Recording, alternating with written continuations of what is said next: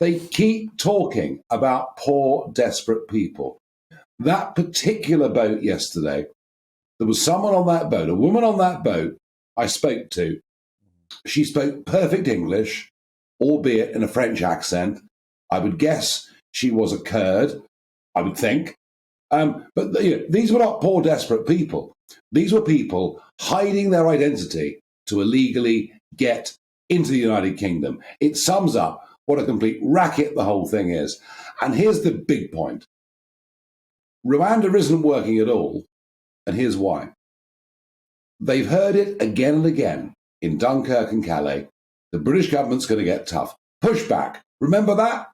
Pushback. Going to turn the boats round and push them back to France. That policy was dropped last week. Every other blood-curdling cry we've heard from Priti Patel and Boris Johnson has resulted in absolutely nothing.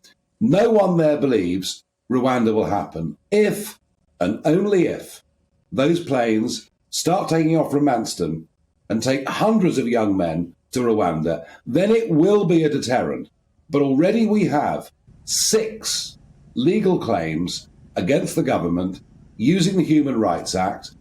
And we were told today by a Downing Street spokesman that the original plan, that the deportations would start before the end of May, has now been delayed by several months.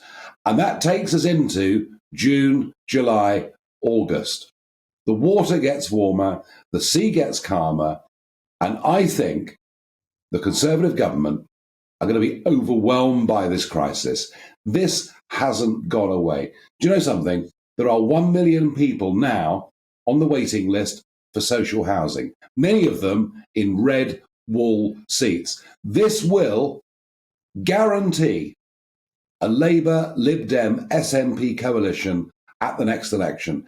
This issue alone will do it, let alone the economy.